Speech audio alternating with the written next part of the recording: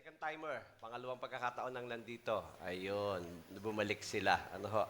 Salamat po sa Diyos at sa umagang ito po ay patuloy po tayong tutunghay po sa salita ng Diyos at ayan, ayusin ko lang po yung aking ah,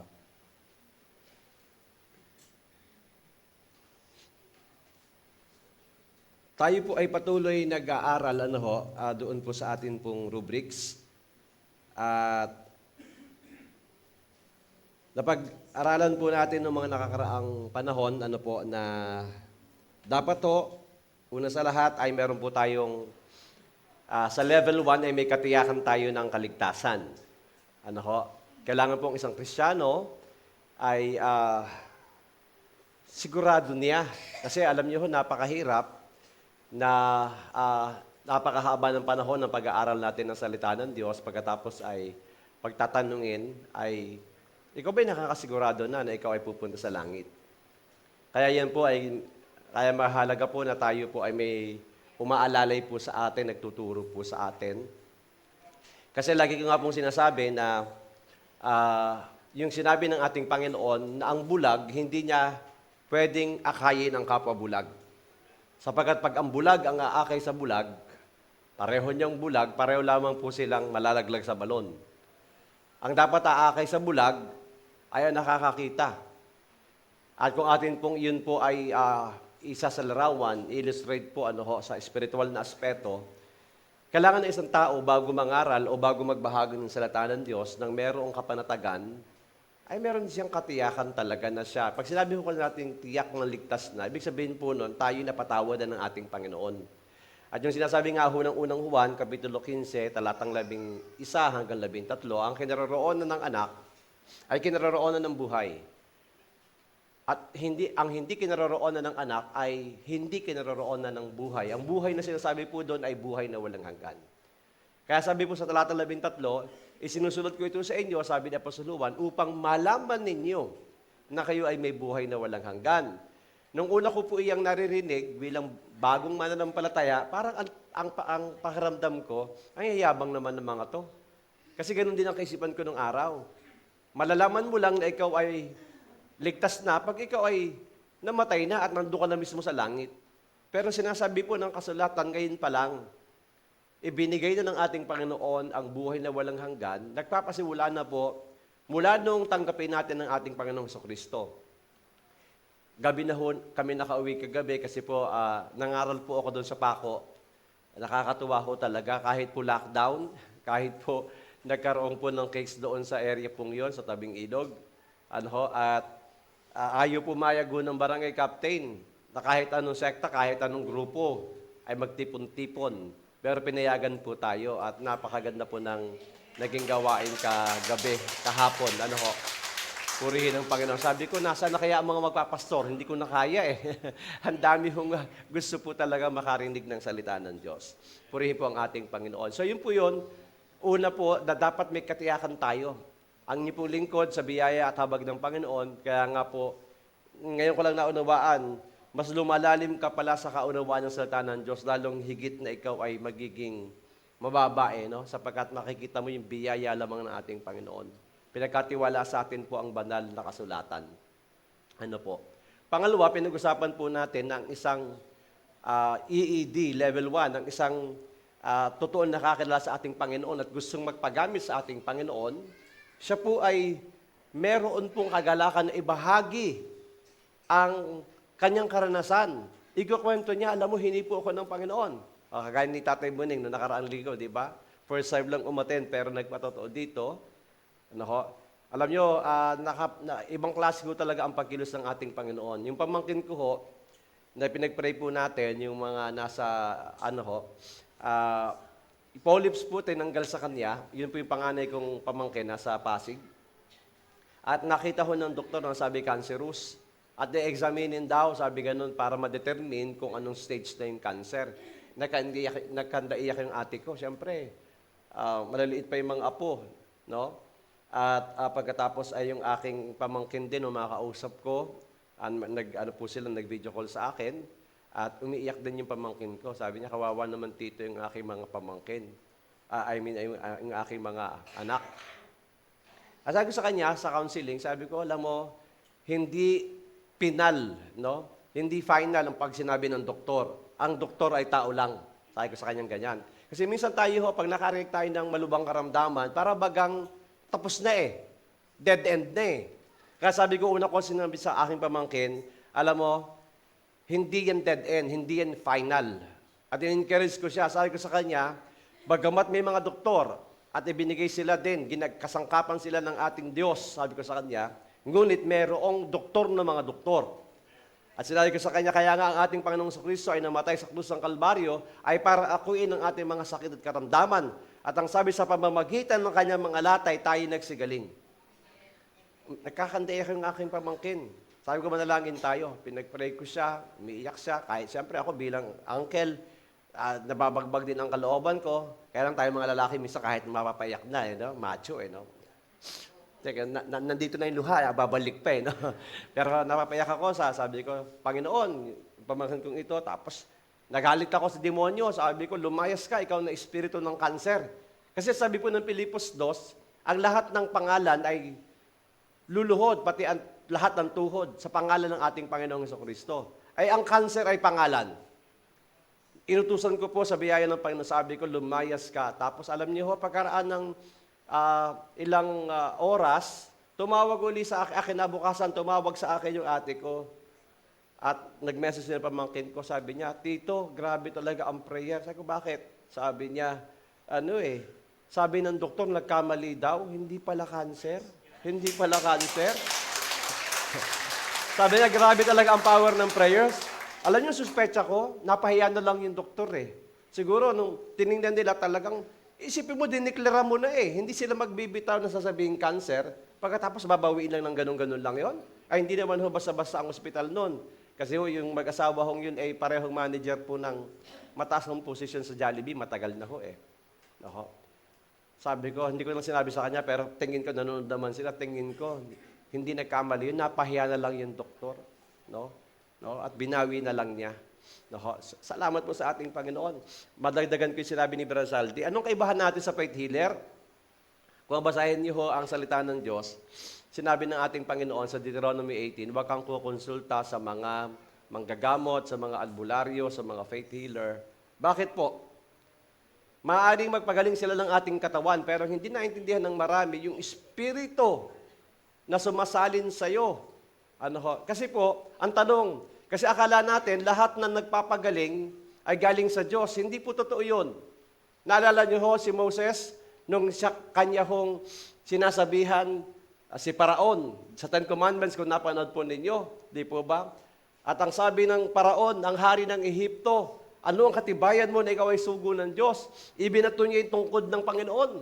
Ibinato niya sa harapan ni Moises, ano nangyari? Naging ahas. Ay yung mga enkantador, yung mga salamangka, ginaya din. Ibinato rin nila ang kanilang mga tungkod at naging ahas din. Pero ano naging malaking kaibahan? Yung tungkod ni Moses na naging ahas, kinain lahat ng mga ahas ng mga enkantador at mga manggagaway. Pinakamataas ang ating Diyos sa lahat, mga magulang at mga kapatid. Hallelujah. Purihin po ang ating Panginoon. At ang hindi alam ng marami, napagaling ka nga. Pero kamusta naman ang iyong kaluluwa? Saan kaya mapupunta ang kaluluwa mo? Pinagbawal po ng ating Panginoon. Basahin niyo ho ang Deuteronomy 18. Pinagbawal mismo ng Panginoon. Huwag kayong kukonsulta sa mga mangkukulam, sa mga manggagaway, sa mga enkantador, sa mga espiritista, sapagkat yan ay karimari-marim sa aking paningin, sabi ng ating Panginoon. At marami akong naranasan at nakita na mga nagkumonsulta sa mga faith healer, gumaling sa ibabaw, pero sa loob pala nabubulok na. Pandaraya ho. Pero alam niyo, pag ang Diyos ang totoong nagpagaling, purihin ang Panginoon. Hindi lamang po, kaya sabi ng James chapter 5, may sakit bang sa inyo? 14 hanggang 16. No? Nabanggit mo, kaya gusto ko lamang, sabi ganun, ipatawag niyo ang matatanda ng iglesia, pahiran siya ng langis sa pangalan ng ating Panginoon. Kaya yung mga manggagamot, may mga langis sila eh. Saan ba nanggaling yung langis na yun? Yun po ay simbolo ng banal na espiritu. At ang sabi ng ating Panginoon, kahit sila nasa banig ng karamdaman, ibabangon sila sa kanilang banig ng karamdaman at kung sila'y nagkasala, ipatatawad sa kanila ang kanilang mga kasalanan.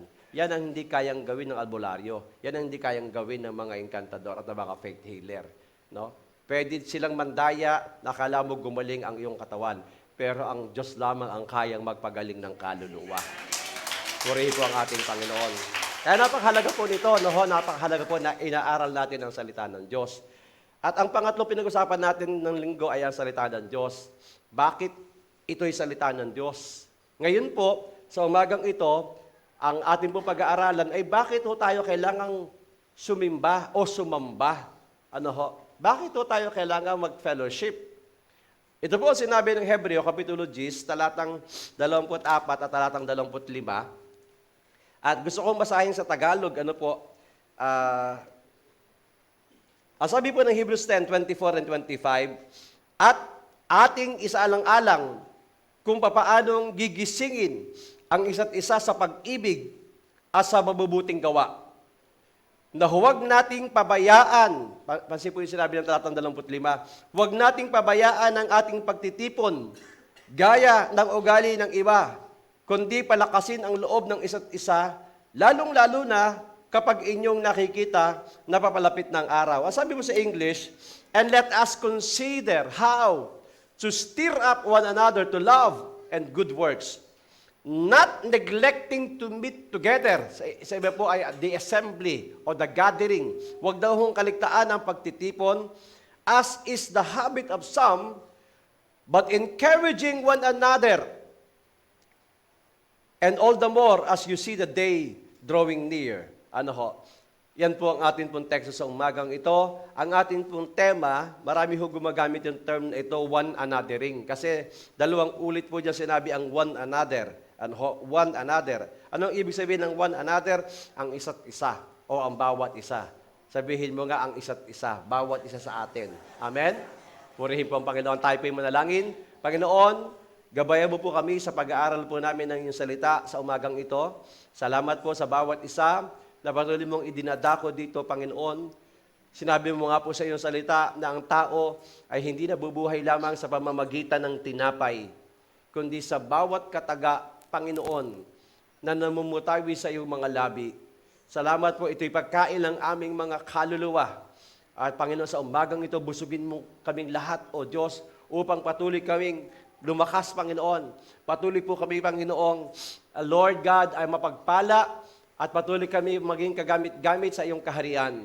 Salamat po sa buhay ng aming mga kapatid, maging ang mga sumusubaybay sa live stream na ito. Lord God, hindi lamang po sa iba't ibang dako ng bansang Pilipinas, kung hindi sa iba't ibang mga bansa rin, Panginoon, sa Middle East, ganun din po sa Europe at sa Amerika.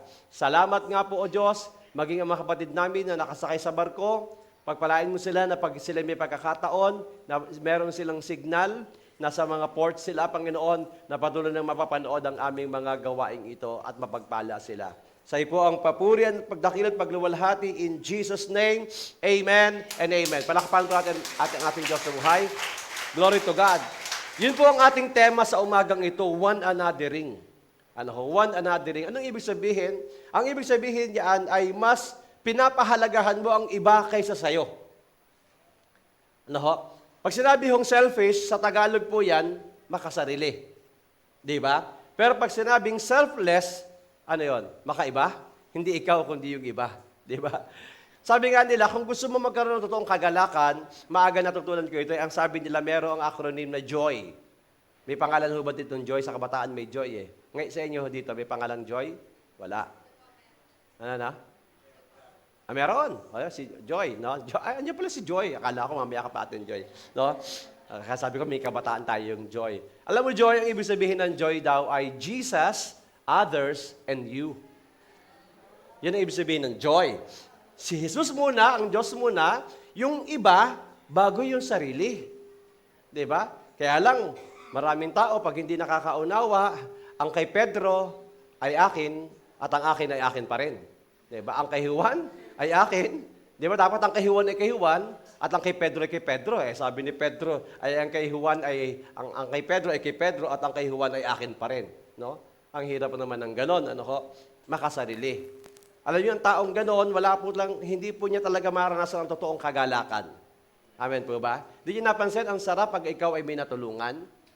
Yun nga lang, kahit na ipanalangin mo, kagaya ng pamangkin ko, nagkakandaiyak na. Pagkatapos, kitang-kita ko yung kagalakan niya. Kasi biglang nabanaagan niya kaagad yung, yung pag-asa. Sabi niya, napakabuti talaga ng ating Panginoon. Kaya niwala ako na gumagawa ang Diyos sa kanila. Kasi mga kapatid ko, napatanggap ko yun. Pero mga pamangkin ko, wala pa sa kanilang kumilala talaga ng malalim. Kaya baka isang araw doon ako nagpapastor muna sa Maynila. Dito ako nakatira pero sa Maynila muna ako magpapastor. Kasi maaalam na kayo, marami na dito pwede magpastor, di ba? Amen? Walang sumasagot. Puri po ang ating Panginoon. Alam niyo po, as part ng introduction, sabi po ni Dr. D.L. Moody, actually God intended community. Gusto ng Panginoon ng komunidad. Pag sinabing komunidad, grupo ito ng mga tao na nakakaisa, nagsasama-sama. Kasi meron daw pong na-encounter, kung hindi niyo po narinig pa ang pangalang ito, ni D.L. Moody, isa ho itong ginamit ng Panginoon na makapangyarihan. Siya po ay mababa lamang ang pinag-aralan, pero nung siya po ay naging born again, naging pastor, siya po ay nakapagtayo ng malaking Moody Institute, Bible Institute, Minsan merong isang mayabang na tao na nakikipagdebate sa kanya. Alam niyo, minsan ganyan, lalo na pag alam na pastor ka, dedebatehin ka. Naghahanda ho sa mga ganyan ko minsan, At sabi sa kanya, alam mo, Dr. Moody, sabi sa kanyang ganyan, ako naman ay pwedeng lumago. Kasi sabi niya, Kristiyano daw siya Pwede naman akong lumago sa aking pananampalataya sa pamamagitan ng aking sarili lang. Hindi ko na kailangan mag-church. Hindi na kailangan umattend ng mga gawain. Sa sarili ko lang. Sobrang yabang, Sabi niya, kaya kong intindihin ang salita ng Diyos. At kaya kong maging malakas. Sabi niya ganyan. Hindi ko na kailangan yung iba. Hindi ko mibuo itong pastor na ito. Ay magkasama sila doon kasi bumisita sa bahay niya Alam niyo sa Amerika, pag winter, may fireplace, di ba? Nagpapainit sila, So, tumayo daw itong si Dr. D.L. Moody, pumunta doon sa fireplace, kinuha yung pansipit, kinuha yung isang uling, at inihiwalay sa karamihan, inilayo. Hindi siya nangangaral, hindi siya nagtuturo. Nakatingin na sa kanyang bisita. At maya-maya, siyempre, ano mangyayari doon sa uling na inihiwalay mo doon sa karamihan na nagbabaga? Dahan-dahang namatay. Ganon din po ang Kristiyano na lumalayo at hindi sumasama sa mga ganitong pagtitipon. Dahan-dahang ang baga, ang apoy ay napupugnaw. Nawawala ang kapuspusan. Kahit pastor pa yan, pag hindi nag-a-attend ng church yan. At ang Diyos mismo ang nagsabi, di po ba binasa natin kanina, na wag nating kaligtaan. Kaya sabi mo sa katabi mo, wag nating kaligtaan. Okay? Ang pagtitipon. Di ba? Kasi, hindi yung pagtitipon. Merong dahilan ng Panginoon. Di ba sabi nga, no man is an island. Walang isang taong isla, hindi niya kayang magsarili. Hindi tayo independent, interdependent tayo. Kailangan natin ang isa't isa. Sabi mo sa katabi mo, kailangan kita. Kantahin mo, basta't kailangan kita. Di ba?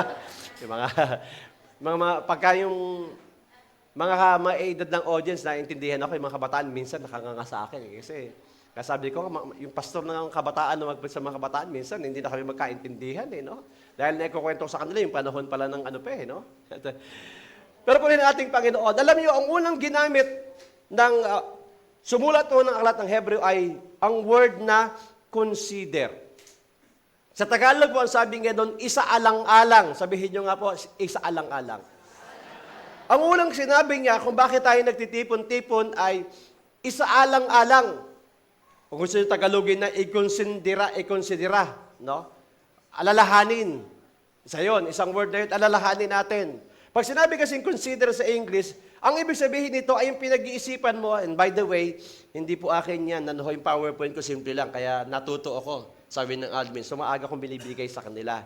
At nagpadala ho si Rachel kagabi, mag-alauna na, nandito pa pala.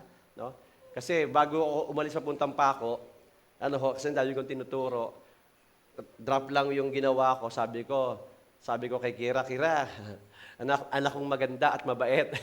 Siyempre, may pinapakisuyo Pakiayos mo naman itong PowerPoint ko. Sige po, no? Kasi paluwas naming Maynila, makangaral nga ako doon. Tapos nagpadala siya. Pag uwi ko, gabi na, sabi ko, Nak, may comment ako ng konti, pwedeng palinawin mo pa ng konti kasi medyo yung unang nagawa, hindi masyadong clear yung ano. At sabi, sige po nung, yung pala, pinasa niya kay Rachel. Kaya taka ko, nagbukas ng gabi ito, no? At yun, napadala mga 12:42 na, no? Sabi ko na, yung batang ito nandito pa sa church. At kaya palakpakan po natin ang ating mga manggagawa na napakasisipag at napaka-passionate, ano ho. Ito ho yun. May dinagdag ulit kanina umaga, konti, ilang bagay lang, ano ho. So pag sinabing consider, pinag-iisipan mo ang iba. Naalala mo ang kapatid mo. Ano ho? Alam niyo, napakasarap po ng gano'n, yung hindi ka makasarili, no? Sabi nga nila, ano ho, a man for others. Ikaw isang tao, hindi para sa iyong sarili, kundi para sa iba. Ano po? Lagi mong inaalala yung iba, hindi yung sarili mo. Hindi me, mine. Uso yun eh, mine. Di ba? Puro mine eh. Baka mamaya, may na ng bombang nung tumama sa'yo, di ba? Hindi yung sarili, no?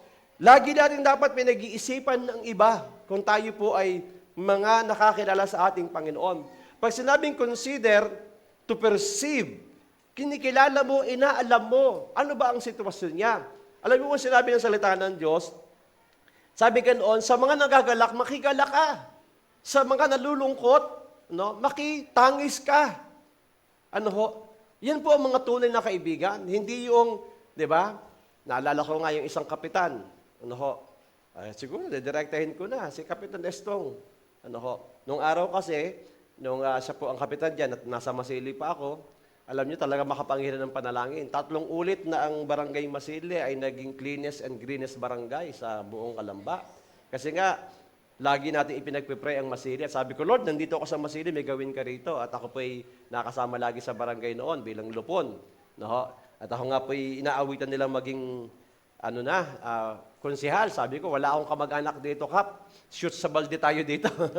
Tama na itong advisor. Ano ho? Pero alam niyo ho, nang siya po ay may sakit na, pinatawag po ako.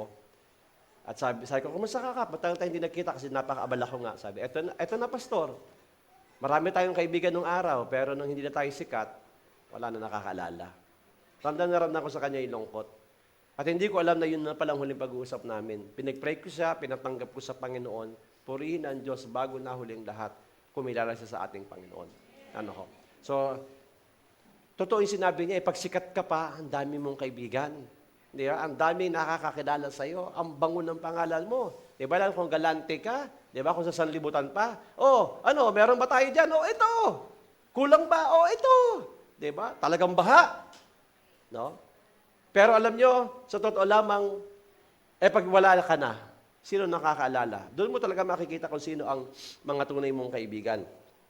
So, dito ho, gusto kong gamitin yung pangatlo, sabi nga nun, to consider attentively. Isaalang-alang mo. No? Na talagang seryoso mong inuunawa. No? Kumusta na kaya siya? Kumusta na kaya ang aking kapatid? Kumusta na kaya ang aking mga magulang, ang aking mga anak? Ito po ang ibig sabihin ng consider. No ho? Isaalang-alang natin. Ano ho? Ang isa't isa. Para ano daw ho? Actually, sabi ganoon, consider, dinagdagan pa to provoke. Ano ho? To provoke. Gusto ko gamitin po yung word na yun na to provoke. Alam niyo sa Tagalog, ang ibig sabihin ng to provoke, ano ho? Kumbaga ho ay gatungan mo. No? Gatungan mo pa. Ibuyo mo. Yun ang mabigat ho dyan eh. Kaya pag sinabing ang isang negative ho na paggamit ng provoke ay to incite to anger. No? Yung aasarin mo, iinisin mo, hindi po yan ang ibig sabihin ng consider to provoke one another. Kung hindi, ang ibig sabihin niyan ay to stir up purposely. Iinganyuhin mo talaga siya. No? Talagang gagatungan mo. Di ba? Ako, ang hilig ko manggatong nun eh. Alam niyo nung araw, yung mga kabataan sa Maynila, kung gusto mo mag-away ang dalawang fraternity, ganun ang trabaho namin noon eh. Ay sa mga lugar namin, may mga fraternity. Gagawin namin, doon sa tambayan ng isang fraternity, mumurahin namin, lalagyan namin ng nakasulat. Ang ilalagay namin yung isang fraternity, halimbawa, PI nyo. Akro, tapos nakalagay sa baba, tao gama. Magagalit yung mga akro pag nakakita ng mga tao, uupakan nila. Hindi niya alam, iba yung gumawa. No? Talagang sinususulan mo yung dalawang mag-away. Ano ho? Pero dito, hindi ho. Dito, sinususulan mo, ginagatungan mo, ano ho, para ho, sabi nga rito, to call forth a feeling of an action, binubuyo mo talaga eh. Mahilig ba kayo mambuyo? Dati, ako mahilig mambuyo ng ganun eh, di ba? Di ba yung mga bata para mga bata, di ba? Oh, ano? Kaya mo ba yan? Ano ginagawa natin? Pitikin mo nga tenga. Di ba mga bata? Ay, takot. Yung isa naman, susunod, pipitikin yung tenga, pak, magagalit yung isa. Ay, pitik yung tenga mo, di ba? Pitikin mo rin yung tenga. Ay, maya, nagsusuntukan na yung dalawang bata. At tuwan-tuwa naman yung mga lokong tambay, pag nakita yung mga malit na bata, susuntukan. Parang ganyan, ano ho? Pero sa negatibo ho, ang sabi ng ating Panginoon, sulsulan natin, gatungan natin ang isa't isa para ano? Ang sabi ho, unang-una, provoke others, no? Each other, one another, unto love. Ito ang magandang panunulsol. Inganyuhin natin, iinganyo natin ang bawat isa, na ang bawat isa ay talagang kumilos at magkaroon ng ganong damdamin para mahalin ang isa't isa. Kasi kung minsan ang nangyayari, meron ngang ganon na nanunulsol, di ba? Alam mo yung kapatid na yan? Wala yan eh. Yeah? Alam mo ba na pag nakatalikod ka, sinisiraan ka niyan? Di ba yung ganyan? Yung mga mahilig sa chess niya, hindi yung chess a headdress, chess miss. Di ba? Pero ang maganda, ang sabi ng salita ng Diyos, ang mga Kristiyano, hindi ganun ang ginagawa. Sinususulan mo ang kapatid mo na para lalo pang mahalin yung kapatid mo. Alam mo yung kapatid natin yan, medyo may pagkukulang yan, pero alam mo, dapat unawain natin yan. Alam mo kasi, kaya ganyan yan, yung karanasan niya ng araw, yung buhay niya, kasi ganito yan. Kaya unawain natin siya at pagtulungan natin, no? Na mapagaling ang kanyang sugat sa kanyang puso. Ganun po yun eh. Sabi ganoon, buyuhin natin ang isa't isa, mauubusan na ako ng Tagalog, gano'n, upang magmahalan. Kasi ito po ay brotherly love. No? Pag-ibig ng mga magkakapatid, it is affection, goodwill, love, and benevolence. Kasama po dyan yung pagkakawang gawa. Na pag nakikita natin ang isang kapatid na nangangailangan, kaya ako ba'y natutuwa, alam niyo po, hindi naman po tayo mayaman na church. Mali ang aking deklarasyon. Pinagpala na tayo ng ating Panginoon. Pero kung ikukumpara sa iba, kasi sa totoo lamang po, hindi naman po ako naninira. Kahapon, nanonood ako ng balita. Diba? Sa mga malaking simbahan, Catholic Church, Quiapo Church. Sabi nga nung isang angkor na nasa media, normal lang naman talagang maraming pulubi doon sa labas ng simbahan. Kaya nakakita na kayo na may tumutulong. Alam niyo ba kung gaano kayaman ang Roman Catholic Church? Sila ang may-ari ng pinakamalalaking universidad. Diba? San Beda, UST, Letran. Marami silang negosyo. Stockholder sila ng malalaking negosyo sa buong Pilipinas at sa buong mundo. Kayang-kaya nilang tumulong sa mga mahihirap. Pero bakit walang ganon? Meron silang mga charitable institution, pero hindi pa sapat yun. Sa laki ng kinikita nila. Sabi ko, pag tayo pinagpala ng ganon, marami tayong tutulungan. Pero ang kinatutuwa ko, dahil maraming gising sa atin, pag meron tayong nalaman na kapatidan, hindi tayo nasisir na nangangailangan kahit papano o kamag-anak kasi meron tayong patakaran. Kung talagang immediate family kasi hindi mo natin kayang tulungan lahat eh. No? Pero kapag may nangangailangan kahit papano, nakakapag-abot-abot tayo. Di po ba? Kasi ganun po ang mga Kristiyano eh. At ang lahat ay nagsabi ng malakas na, nagmamahalan tayo dapat eh. Kaya, hindi lamang tayo, kailangan pala, kung ikaw ay lumalagong Kristiyano, sinususulan mo yung iba, no? Pinuprovoke mo siya, no? Tulungan natin siya. Na tayo maging mamagitan pa, maging peacemaker tayo, hindi pa tayo magiging dahilan upang mag-away-away ang bawat isa. Dapat, ating buyuhin sila na mahalin pa natin ng lubos ang ating mga kapatid. Amen po ba? Kasi alam niyo sinabi ng salita ng Diyos, John 13:35. Ito'y nabanggit ko na noong nakaraan. Ano ang sinabi? Sa pamamagitan nito, malalaman na lahat ng tao na kayo nga, ang Panginoong Jesucristo ang nagsasalita rito, ay mga tunay kong alagad. Papaano? Tayo ay mga tunay na mga alagad ng Diyos kung tayo ay nagkakagatan. Pag nakatalago ng kapatid mo, kinahagat mo, sinisiraan mo, pinipintasan mo. Kaya yung mga Kristyano kung minsan daw, kapag hindi mga puspos ng Espiritu ng Diyos, mga wala na yung likod. No? Uka-uka na, kasi kinahagat eh. Pero salamat sa Panginoon, sa JTE, walang ganon. Amen. Tingnan mo nga ulit ang katabi mo, sabihin mo, mahal kita sa Panginoon. No? Totoo po yan. Ano ho? Kasi ang mga tunay na alagad ng ating Panginoon ay nagmamahalan. O kahit medyo nanggigigil ka sa katabi mo, mahal pa rin kita. Di ba? Kasi alam yung gagawin ng Panginoon, kapag hindi ka marunong magmahal sa kapatid mo, pagdating sa langit yan, ang katabi mo pa rin. No? Yan pa rin. Ano pa sumunod? Sabi ho ng Juan 15, talata 12, ito ang aking ipinag-uutos. This is my commandment, sabi ng ating Panginoon, that you love one another. Mag-ibigan kayo sa isa't isa. Pero paanong uri ng pag-ibig? Anong pamantayan? Kung paanong inibig ko kayo. Agape love ang sinasabi ho dito. Kaya kailangan pala, kagaya sinabi ng Roma 5:5, hayaan natin ang pag-ibig ng Diyos ay lumaganap sa ating mga puso. Mahirap mong magmahal sa ating mga sarili.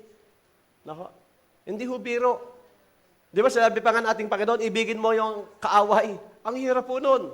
Ngunit, kung hahayaan natin ang ating Panginoon, hindi yung ating damdamin, hindi yung ating kaisipan, kundi yung pag-ibig niya, ibuhos niya sa ating puso, yun ang sinabi.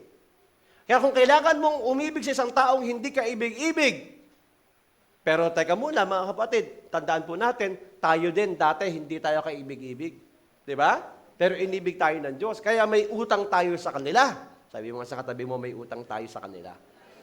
Yung mga taong hindi ka ibig-ibig, dapat ibigin natin sila. At kapag totoong ikaw ay nagiging malalim na Kristyano, ang unang matutuwa ay ang asawa mo. Hindi na rin ng iba, yung mga may asawa. Sabi ko, pag talagang ikaw ay mapupuspos ng Espiritu ng Diyos, ang unang matutuwa ay ang asawa mo. Di ba, Cheryl? Inaanak ko yun eh, di ba, Cheryl? Ang bait yung aking inaanak na yan. Magkasama kami kahapon. No? Talagang nagpapagamit sa Panginoon. Di ba? Si J. Rizzo, no? Salamat sa ating Panginoon. No? Pangalawang matutuwa, pag ikaw ay napuspos ng pag-ibig, ay ang mga anak mo. Amen? Grabe. Kasama na dyan ang aso't pusa. Hindi mo na masisipa ang mga aso't pusa pag mainit ang ulo. Dahil napuspos ng pag-ibig ng ating Panginoon. Amen po ba? Ano ho? Ano pa ang sabi ng unang Tesalonica, Kapitulo 3, sa lahat ng 12? Anong sabi? At nawa ang Panginoon ay gawin na kayo ay lumago pa at managana sa pag-ibig. Grabe ang ginamit po dito, no? That you may abound, no? And increase in love. No? Sumagana na, lumago pa. Ibig sabihin, tuloy-tuloy. Ano ho? Kailangan yung pag-ibig natin, lumaki pa nung lumaki. Wag lang heart enlargement, ha? May sakit na yon, ano ho? Wag lalaki yung puso. Ibig sabihin, napupuspos talaga ng pag-ibig ang puso ho natin para sa isa't isa. Yan, nandiyan naman ang salitang one another. No? Para sa isa't isa at para sa lahat. Sabi ni Pablo sa mga kapatid sa Tesalonia, kung paanong ganon din ang pag-ibig ko sa inyo. Kaya nga malalaman na tayo mga Kristyano kung tayo nag-iibigan. Kaya pala sabing ganoon na hindi lamang tayo mapuspos, kailangan na ito'y sumagana pa. No? Tumindi ng tumindi. At nakikita ko naman yan eh. No? Pag magjo-join kayo ng prayer meeting, ng Don Watch natin, lalo pag Sabado, nako, kahapon no, ang sayahan namin ho dyan. Nagkakasama yung mga intercessor ng mga kabataan na umattend. No? Nakakainan kami, nagbabanding ho kami. At talaga rin naman hong bumabaha ho yung pandesal. Ano ho? Tsaka yung itlog. Ano ho? Ang saya ng banding pagkatapos po ng prayer. Kaya inaanyayahan ho namin kayo. No? Pagka Sabado, kahit Sabado man lang, umattend ho kayo. Kaya lang, pag dumami na tayo ng ganito, wala na hong pandesal. Malaki na hong, hindi, maraming mag-aambagan. May nag-sponsor daw. Sabi ko, sino ba yung nag-sponsor? Secret. No? May nagpapakain. At hindi lang ho yun. Yung mga humahayo, pinupuntahan nila yung mga iba't ibang lugar, yung mga bata, pinapakain pa nila. Ano ho? Ganun ho talaga ang pag-ibig. Ano ho? Kasi sinasabi nga, kapag ang puso mo ay pag-ibig, ano, punong-puno ng pag-ibig, siguradong magiging maluwag ang kamay mo. Di ba? Kasi pag ikaw ay umibig, ano, hindi maaaring hindi ka magbibigay. Kasi ganun din ang ating Ama sa Langit. Gayun na lamang ang pag-ibig ng Diyos sa mundong ito, ibinigay niya. Nagiging maluwag ang kamay mo, no? Nagiging mapagbigay ka sa mga nangangailangan. Ano po? Ano sabi ng unang Pedro Kapitulo 1, talatang 22? Having purified your souls by your obedience, no? Nadalisay ng inyong mga kaluluwa sa inyong pagtalima sa katotohanan. At sabi nga noon, para sa isang sincero, dalisay, totoong pag-ibig sa kapatiran, magmahalan kayo. Ito naman po yung word na one another. Sabi nga po natin, one another. No? Sa isa't isa, sabi nga noon, earnestly, kumbaga marubdob talaga, marubdob na pag-ibig na merong dalisay na puso. Kaya sabi ko lagi sa mga kapatid, mga anak, kayo dito sa church, kayo mga kabataan, ituring nyo na parang kapatid nyo rin sa laman. Pero higit pa na espiritual ang inyong mga kapatiran, kayo mga kabataan. No, kung mas bata sa'yo, no? Kaya natatawa ako kanina, may maaga dumating na mga bata, no? Nag-uusap yung mga bata, wala pa yung mga teacher Ano nga yung pangalan ng mga teacher natin? Sabi, ikaw, alam mo lahat? Isa-isa sila nag-recite. Si Ate May, si Kuya Kim, si Kuya Jeff, lahat. Iniisa-isa nila. Ano nga yung pangalan? Isa tatawa ako, nandun ako, nagtututbrush ako, nakikinig sa mga bata. Sumunod naman, nag-roll call sila. Ako naman, si ganito, si ganito, si ganito, si ganito. Nakalimutan mo, si Ate Pia pa. Sabi nga, oo nga, Nakakatuwa yung kulturang gano'n, na lumalaki sila, kumikinikilala silang mga tatay, mga nanay, mga ate, mga kuya. Amen? Kasi yung sa katabi mo, matatago sa katabi mo? Ate, tita, kuya, di ba? Ganun po dito yung pamilya ho tayo. Di po ba? Kasi magkakapatid ho tayo sa Panginoon. Amen po ba? Tayo po ay sa iisang pamilya. Kaya ang sabi ho dito ni Apostol Pedro naman, kailangan po totoo ang pag-ibig. Kasi madaling sabihin, love you sis. Pero sanga, kumukulo yung dugo, love you sis. Yung utang mo, hindi mo pa rin binabayaran hanggang ngayon. Hindi mo ba?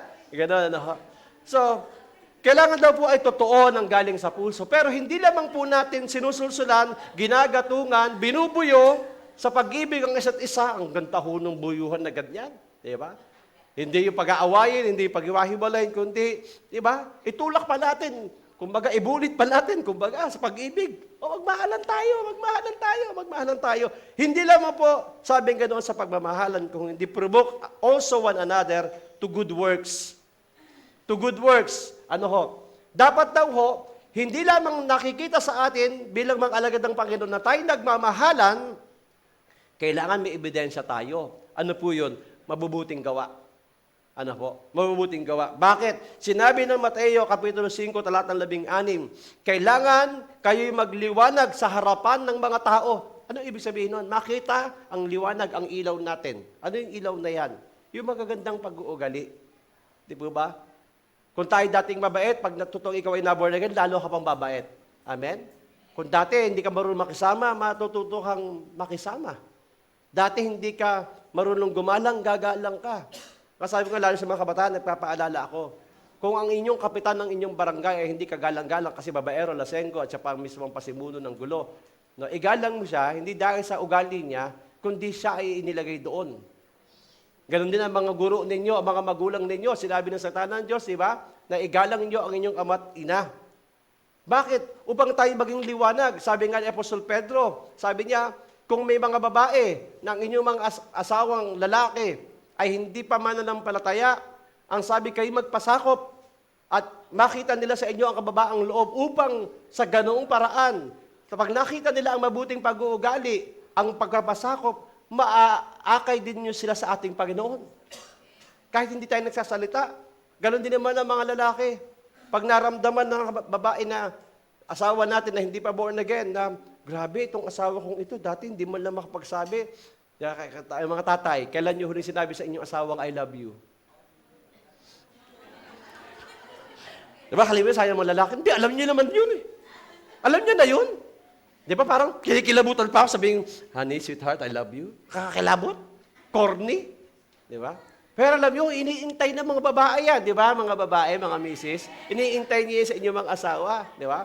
Nasabihin mo sa asawa mo, alam mo, ang bango-bango mo kahit ang asi mo, di ba? Di sa totoo lamang, di po ba? So, yung pong pagmabuting pag-uugali, mga kapatid, ito po ang nagiging panglaw sa kanila. Kaya kung sila nauuhaw sa Diyos, nakikita nila, nga, yung tao yan, kilala ko yan dati. Basagulero dati yan, asamaan ugali niyan. Halang ang kaluluwa niyan, pero bakit nakaganyan yan? Magtataka sila. Kaya nga sabing gano'n nila, ang baka hindi mo mapipilit dalhin sa tabi ng ilog para uminom. Pero anong sistema daw nila? Lagyan mo ng asin. Yung bibig ng baka para mauhaw. Tayo ang asin eh. Ano ho? Tayo ang asin. Pag nakikita nila ang ilaw at ang asin, lalapit sila sa Diyos. Kaya sabing ganoon, kailangan daw magliwanag. Kaya nga sabi ng ating Panginoon sa isang mga talata, di ba ang lampara, ang ilawan, hindi mo itinatago. Pag brown out, pag black out, especially, hindi ba, inilalagay mo sa gitna ng silid para makita ng lahat. Kaya hindi dapat nagtatago ang mga Kristiyano. Amen? Dapat nakikita sa atin ang mabubuting gawa. Kasi mismo ang Panginoon nagsabi diyan, ang nagutos diyan eh. Sinabi rin ng unang Timoteo, kapitulo 6, talatang 18, ang sabi ganoon, turuan niyo sila, sabi ni Pablo kay Timoteo, na batang pastor, sabi ganoon, na gumawa ng mabuti, na kayo ay maging mayaman, saan? Sa mabubuting gawa, to be rich in good works, and to be generous and ready to share. Natutuwa sa mga ganyan, mga Kristiyanong mainit ang ulo, pag sabi, may nangangailangan. Naku, ang init ang ulo, magkano? Magkano? Ako na! Hindi, ako na! Ang init ang ulo, di ba? Diba, ang sarap pakinggan kaysa yung, di ba? Puro reklamo, wala na nga eh. Pero sabi ka doon, turuan daw. Kaya nga kami mga pastor nagtuturo. Kasi wala akong nakitang tao, nag-usap nga kami ng Council of Leaders ng isang gabi via Zoom. Nakita namin talaga, alam nyo, kapag bukas ang palad mo, no? Grabe talaga ang balik. Pero kapag kabuksongero, wala eh. Boxer, laging nakatikim ang kamay. Pero yung karatista, di ba? Madali ba? Offering time na ho. Bubunot ka na. Wala kang mabubunot eh. Alam, pag nagbibigay ka dahil sa gawain nating Panginoon, para sa mga mahihirap, sinabi ho ng kawikaan niya, naalala ko lang bigla, na pinaalala ito ng aking anak. No? Alam niyo sinabi ng kawikaan, kapag tayo po ay tumutulong sa mahihirap, nagpapautang tayo sa Diyos. Sino dito ang may lending? No? Pag ikaw tumutulong sa mahirap, sabi ng Panginoon, may utang siya sa atin. Ano ibig sabihin noon? Babawiin ng Panginoon. Kasi malapit sa puso ng Diyos ang mga mahihirap. Amen po ba? Kaya kapag tayo tumulong sa mahihirap, isipin mo, nakautang ang Diyos sa atin. Lord, may utang ka sa amin. Totoo yan. Nasa Bible po yan, mga kapatid. So, purihin po ang ating Panginoon. Sinabi ni Tito, sa kapitulo 2, sa latang 7, sa lahat ng bagay, ipakita nyo ang inyong sarili na halimbawa ng mabubuting gawa, na may kadalisayan sa doktrina at kayo ay kagalang-galang. No? Binubuyo ni Pablo, ni Tito, ang mga kapatid. Makita sa atin ang mabuting gawa, hindi puro salita. Amen? Puro lamang plano, puro kaisipan. Hindi po. Kaya po, sabi ko nga sa atin pong mga leaders, hindi natin kayang tulungan lahat ng tao, kaya dapat tayong manalangin kasi hindi naman natin pera ito. Pera ito ng Diyos. Sino nangangailangan na kaya nating matulungan? Kasi ito sinabi ng salita ng Diyos eh. Unang Pedro, kapitulo 2, sa 12. Sabi ganun, keep your behavior excellent among the Gentiles. Lalo sa mga taong hindi pa kumikilala sa Diyos, maging maingat tayo. Kasi pinagmamasdan nila tayo eh. Hindi tayo perfecto, pero dapat tayong maging maingat. Bakit? Upang, sabi ganoon, wala silang maakusa sa atin. No? Hindi nila tayo maslander. Hindi nila paratangan tayo na tayo din ay kaparehas nila na gumagawa ng masama. Kung hindi, sabi ganoon, dahilan sa inyong mabubuting gawa, no? They may because of your good deeds, as they observe them, glorify God on the day of visitation. Alam nyo, maraming mga tao hindi kagad makakakilala sa Diyos. Nag-o-obserba muna sila. Yung mga nagsasabing sila ay maka-Diyos. Pinagmamasdan nila ang ating buhay. Pinagmamasdan nila ang ating mga ugali, ang ating mga sinasabi. Tayo po ang nagsisilbing liwanag sa kanila.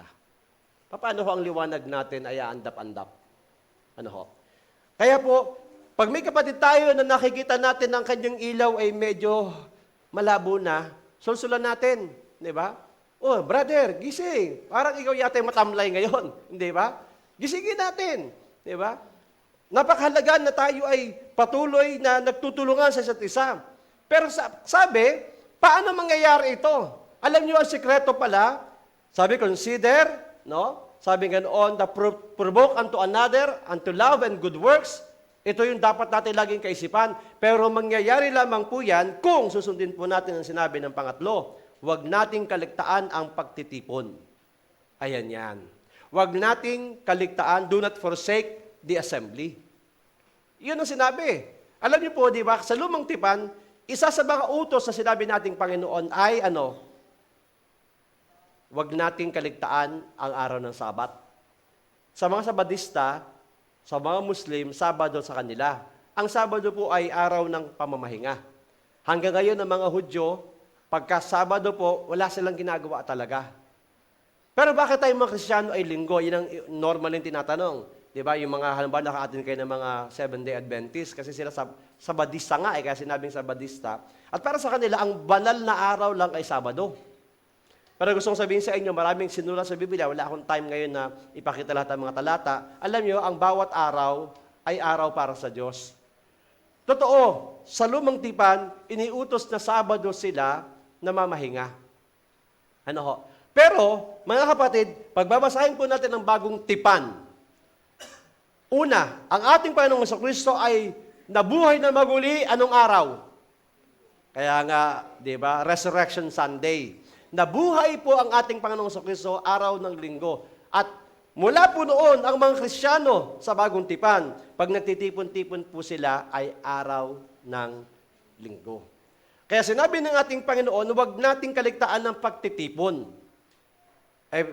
Pero hindi ko sinasabi na porke hindi linggo ay hindi na banal. Kasi po, maraming mga kapatiran natin po sa Middle East, lalo sa Saudi, anong araw sila nag-church? Biyernes. Bakit? Yun ho kasi ang maluwag na araw. Halimbawa, dumating ang panahon, ito matagal ko nung sinabi, na nagkaroon ng batas, na bawal na ang linggo, no? Dahil may trabaho na, no? Kahit na kung ano maging maluwag na araw ng buong week, ng buong linggo, di ba? Kung Lunes ang pagkakataon natin lahat, walang problema. Di linggo tayo, Monday tayo mag-worship, kung Martes o Miyerkules, sapagkat sinabi ng Apostol Pablo na hindi na mismo yung araw, kundi yung pagtitipon mismo at yung mga sumasamba ang pinababanal ng ating Panginoon. Hindi ho tayo dapat hong matali sa araw lamang. Kaya lamang, sa ngayon naman, maluwag tayo sa linggo at yun din po ang pinakamarami po sa atin na available.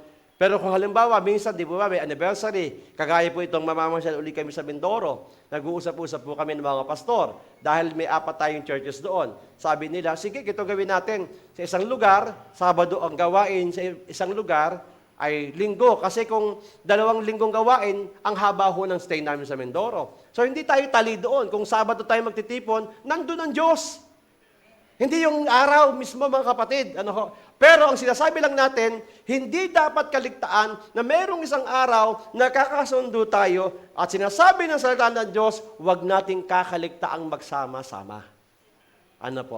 Naalala niyo kanina yung uling na inalis sa karamihan. Ano nangyari? Namatay. Pero ang sangat naman, namatay kaagad, lumamig muna. Di ba? Nalamig muna ng lamig. Pag hindi ka dumadalo ng gawain, talagang dahan-dahan manlalamig ka. Hawakan mo ang katabi mo, baka malamig na yan. Mainit pa, buhay pa. Buhay pa. Di ba ba? Alam nyo, sinabi ho ng awit 133, hindi ko na sinulat dyan, meron pa naman tayong 20 minutes, Ano ang sabi ng awit 133? Purihin po ang ating Panginoon.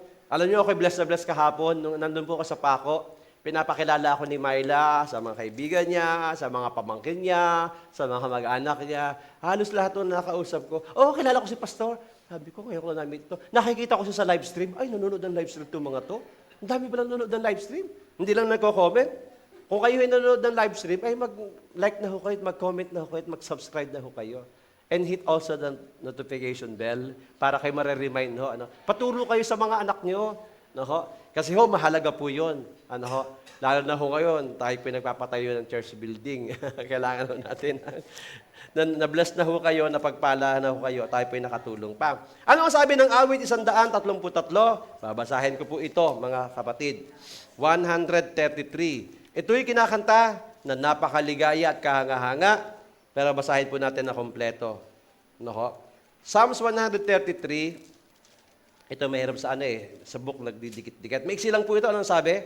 Narito, napakabuti at napakaligaya kapag ang magkakapatid ay sama-samang namumuhay na nakakaisa.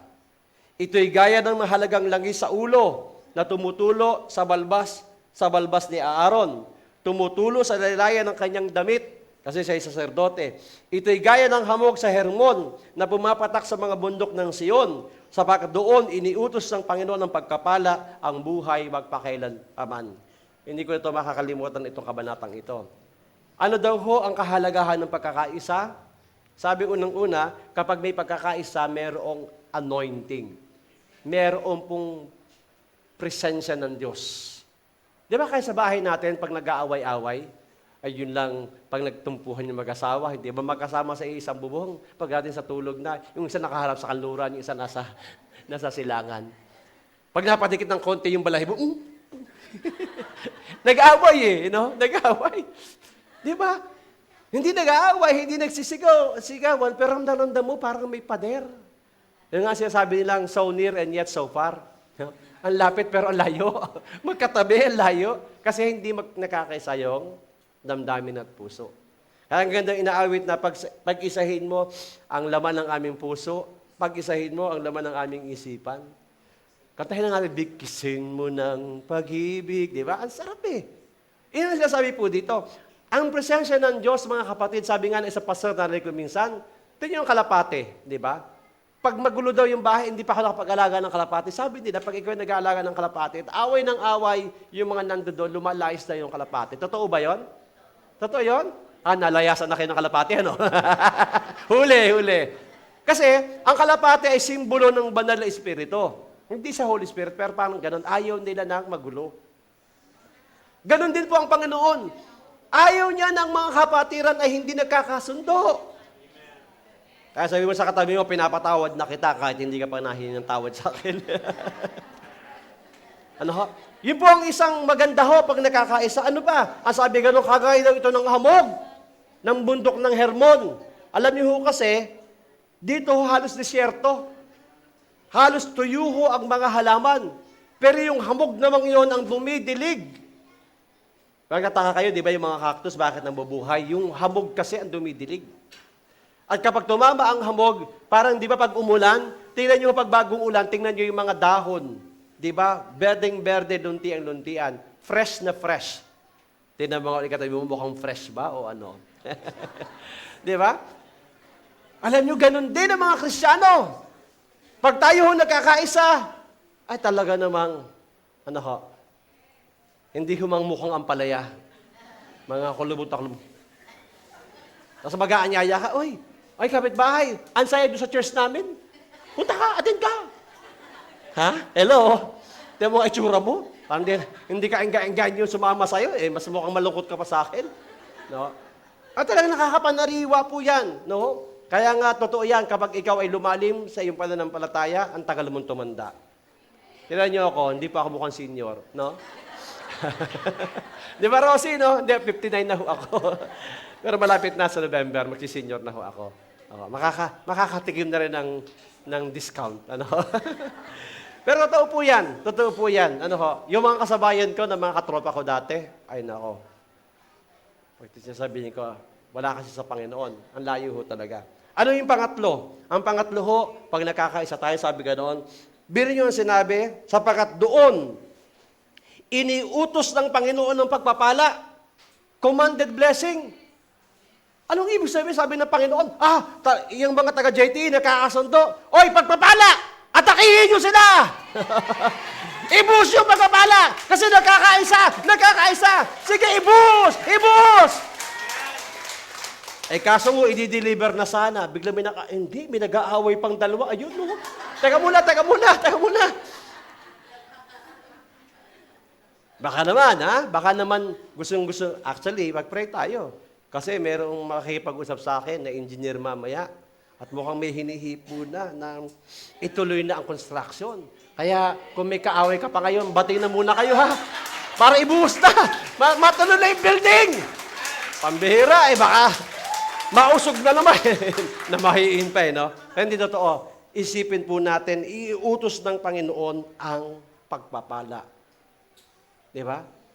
Sabi nga ng isang American preacher na narinig ko siya minsan, di ba, tayo mga, di ba, kahapon, si Jay nag-drive ng van natin Pero, baka nag-drive ka lang sa SLEX ka, tapos ang ganda-ganda ng ang ganda-ganda ng Skyway, di ba? Diretso na hanggang NLEX. Madalas din ako mag-drive niya sa Norte, no? Di ba, minsan tayong mga driver, kapag umubertake, parang naiinis tayo. Ba? Parang inaangasan ako nito, overtake ko nga. Di ba? Ha? Totoo yan, mga lalaki, di ba? Pag in-overtakean tayo, lalo na bulok pa yung umovertake sa'yo. Insulto to no-overtakean ako. Abulin ko nga. Di ba, ganyan. Pero kung o-overtakean kayo ng blessing, di ba? Yung hindi ka pa nga sumusweldo, sa Bible kasi, sabi nga doon, hindi mo pa nauubos ang inani mo, ayan na naman. Di ba, sa iba di ba? Wala pa nga yung no? Nakasangla na uli ang ATM. Hindi pa nga nababayaran si Bombay, may utang na naman sa ibang Bombay. Di ba? Purihin ang Panginoon pag nagkakaisa. Kaya dapat magsimula yan, makipagkaisa muna tayo sa Diyos. Magkaisa tayo bilang pamilya at magkaisa tayo bilang pamilya ng Diyos, magkakapatid sa ating Panginoon. Iuutos ng Panginoon ng pagpapala sa atin. Amen. Amen. Hallelujah. No? Kaya nga, purihin ang ating Panginoon. No? At alam niyo ho, bakit inutos ng ating Panginoon na tayo po ay huwag nating kaligtaan ang magtipon-tipon. Sige, manggigil ka sa katabi mo, huwag tayong pililiban sa pagtitipon. Huwag kang a-absent. Sabi mo sa kanya, huwag kang a-absent. Sabi mo sa kanya, babantayan kita sa linggo, Titingnan kita kung nandiyan ka pa rin. Pag hindi, lalo kitang mamahalin. Pupuntahan kita. Di ba? No? Kasi alam niyo po ang ating Panginoong Kristo, siya mismo. Ang ating Panginoong Kristo, lagi siya pumupunta sa pagtitipon. Yan po ang sinabi ng Lucas Kapitulo 4, talatang 16. Ano ho? At sinabi niya sa Mateo 16, talatang 18, itatayo ko ang aking iglesia. Ang aking church. Tayo yon. Ang iglesia ho kasi, hindi ho simbahan. Ang ibig sabihin ng iglesia, ang mga hinirang ng Diyos, mga pinili ng Panginoon, the called out ones, yung mga dating nasa kadiliman, inilipat ng Panginoon sa kaliwanagan. Kahapon sa pako, sabi ni Myla, Ninong, no, kasi nagpapatatlo isang kapatiran, no? Naku, muntik na sa maputulan ng kasi nung nag-lockdown, ito naman kasi mga taga-Meralco, pagpalait sila ng Panginoon, di ba? Walang bill na dumarating, tapos ang dumating na yung mga bill, biglaan. Diba na, maraming nadula. No? Sabi ko, magdidilim ang bahay namin, no? Pero po rin ng Panginoon, naalala niya kanyang mga kaibigan, ang kanyang mga friends in high places, ang dami nagpadala. So, may liwanag na ang buhay niya, no? Hindi siya pinutulan ng Meralco. Merong ho ba dyan nanganganib na? Alam niyo, iba ho ang liwanag na galing sa ating Panginoon. Sabi niya, ang kanyang iglesia hinirang niya upang tayo po ay sagipin. Ano ho? Sa Acts chapter 2, araw-araw ho sila nagtitipon-tipon. Ano ho? Sa mga bahay-bahay at sa templo. Kasi ang sarap naman talagang sama-sama Kagaya na sa picture, ang ganda ng ginawa ni Rachel na picture, hindi ba? Na yung asawa niya, yung anak niya, ito, family ito, no? Sama-sama sila pumupunta sa simbahan. Kaya ho kayo manalangin, kung ang mister mo ay hindi pa nakakakilala sa Panginoon, mga misis, taas nga inyong kamay, hindi niyo pa nakakasama inyong mga asawa. Ayan. Meron ho akong tuturo sa inyo. Pagkagabi ho, tulog na tulog ng mister ninyo, kulamin ninyo, no? Hindi ho, ganito gagawin nyo, no? Habang tulog ang mister ninyo, lay hands ninyo, Lord, magbabait ang asawa ko at tatanggap sa iyo, Panginoon. At Lord, makakasama ko siya. Sigurado yun yung tulog, baka ho kayo maumbagan. No? Ano ginagawa mo sa akin? Hindi ho, epektibo ho yan. Totoo po yan, hindi ako nagbibiro. Maraming mga misis ang nagpatotoo. No? Kasi iisa na kayo sa harapan ng ating Panginoon. Kaya huwag kang pumayag. Yung pananampalataya na tanggap mo, kailangan siya ay makaranas din. Alam niyo mga magulang, mga kapatid, sa to lamang, ang pagtitipon po, ang assembly, ang church worship, mga kapatid, hindi po ang primary purpose nito ay evangelism.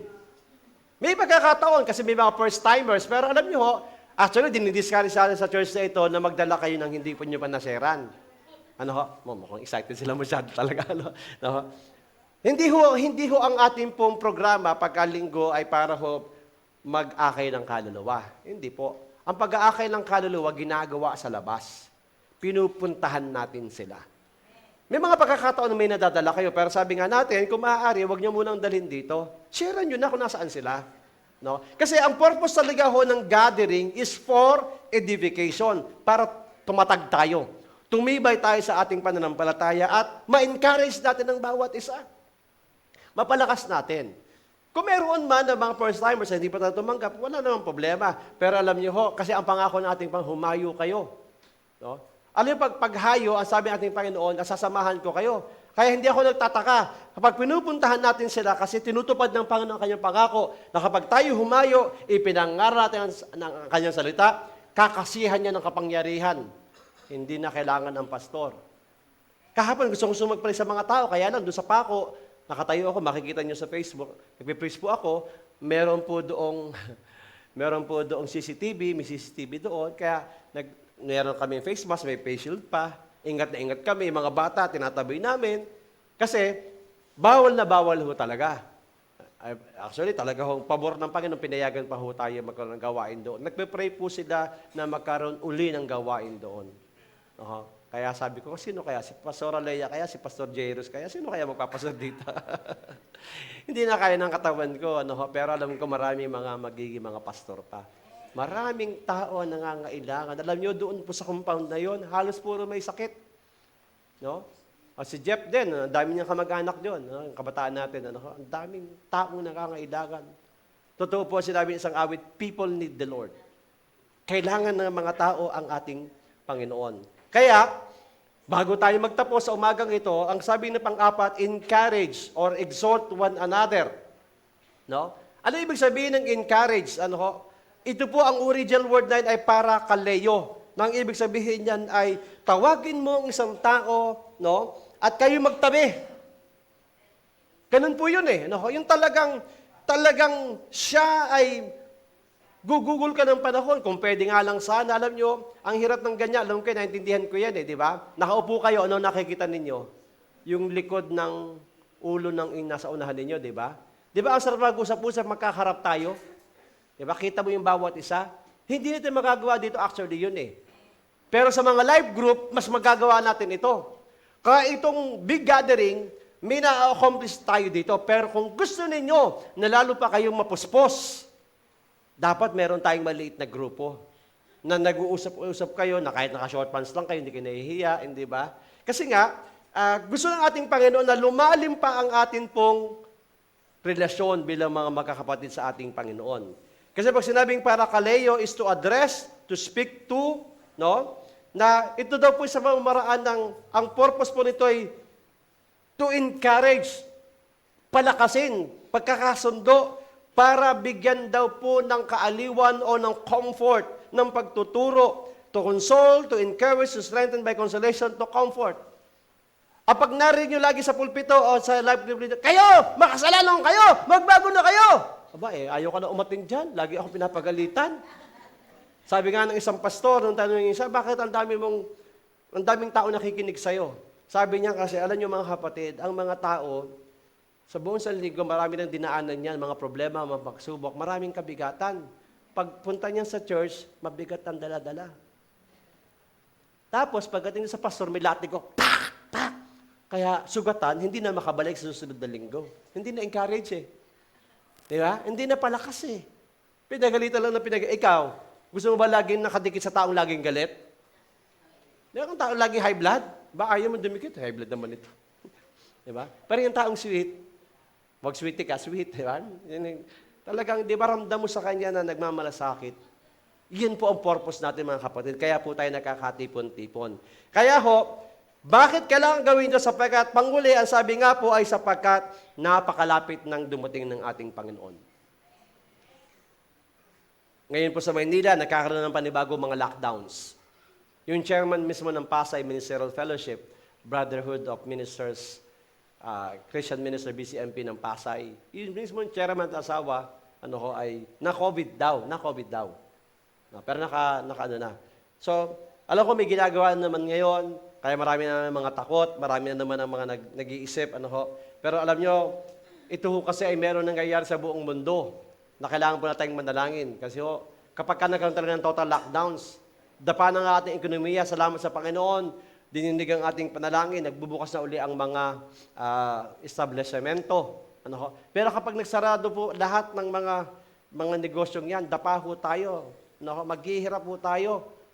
Kasi naihula naman po sa Biblia yan ano ho, na sinabi po na darating isang panahon na merong lalabas sa isang antikristo. Kukontrolin niya ang buong mundo. At kaya nakikita na natin yung isang, kumbaga, pasimula. Kasi hindi ho maaaring hindi mangyari ang hula ng salita ng Diyos eh. Sino ang antikristo? Siya ang kikilalaning pinuno ng buong mundo. Bakit? Kasi ang sabi, ang mundong ito ay magiging magulo, pahirap ng pahirap. At darating ang takdang panahon, sabi ng Pahayag 13, na ang lahat dapat ay tatakan. Kung wala kang tatak, hindi ka pwedeng magbili, hindi ka pwedeng bumili. Eh kita mo ngayon, hindi ba? Pag wala kang QR code, di ba? O kaya, di ba, doon daw po sa pako, ibabalik na naman yung merong mga cards, di ba, may coding, parang dito sa Los Baños, di ba, may coding, hindi ka makakabili kung ang barangay mo ay, ano ngayon, add and even scheme, hindi ba, yung mga ganon. Pero may mga nakakalusot, madali naman yan, pero darating ang panahon, wala makakalusot. Kaya yung mga national ID na yan, di po ba, yan po'y mga panimula. Hindi ko kayo tinatakot, pero alam nyo sinasabi ng salita ng Diyos, unang tatatakan ang mga anak ng Diyos. Seselyuhan tayo ng ating Panginoon. Kaya wala akong takot eh. Hindi ako nangangamba dyan.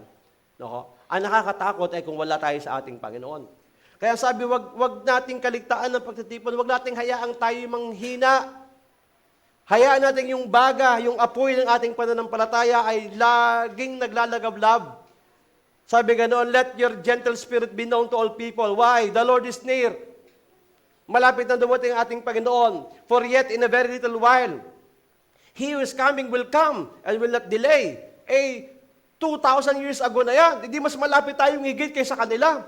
Sila nung araw pa man, ang mga apostoles ay maalab na nag-iintay sa pagbalik ng ating Panginoon. Sabi ng Santiago 5:8, you too, be patient, strengthen your hearts, for the coming of the Lord is near.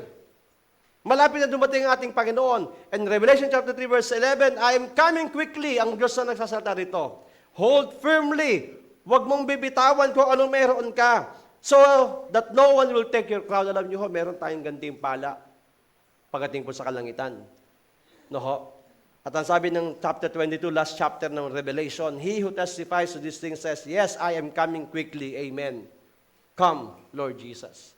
Dumating ka na, Panginoon. Ano ho? Pero dahil marami pa tayong mga kamag-anak na hindi pa nakakakilala, mag-pray muna tayong maakay natin sila. Kasi darating ang panahon po na mas mahirap pa ang sitwasyon. Pero kung tayo nasa ating Panginoon, magtatagumpay po tayo.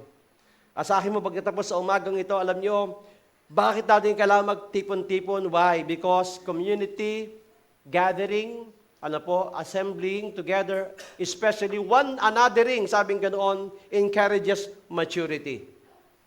Bakit tayo? Paano tayo magmamature, tayo lalago? Kasi, nagtatagisan tayo, di ba? Iron sharpens iron, ang sabi ng Bible. Di ba? Ang bakal, pag kinikis-kis ang kapwa bakal, pareho silang kumikinis. Hindi ho perfecto ang ating mga kapatid. Ano ho? Kasi mag-asawa, di ba? Meron kayong mga misunderstanding, pero pareho kayong lumalago. Kailangan tayong magsama-sama para lalo pa tayong lumago, mag-mature. And community requires commitment. Di ba? Commitment. Na yan ay kapatid mo, siya ay kapatid mo. Kahit anong mangyari, kapatid mo yan. Kasabi mo sa katabi mo, wala na ako magagawa. No? Sabi mo sa kanya, wala na ako magagawa. At ako, inyong pastor, wala na rin kayong magagawa. At kayo, mga binigay sa akin, wala na rin akong magagawa. Bakit? Tinalaga tayo sa isa eh. Kaya para sa ating Panginoon, no, magtalaga tayo sa isa. Ano po? And finally, community produces perseverance. Dahil tayo nahihikayat, nakakatagal tayo, nakakatiis tayo, nakakapagpunyagi tayo.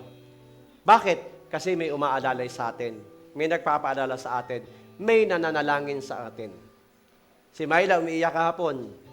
Sabi niya, may loudspeaker kami, sabi niya sa mga kapitbahay niya, alam niyo po ba, umiiyak siya eh. Ito po'y pangarap ko lang dati. Kasi yung mga kapitbahay niya umattend, nakikinig yung mga nasa bahay-bahay. Ano sa Maynila, di ba, yung mga bahay-bahay doon, napakadikit-dikit.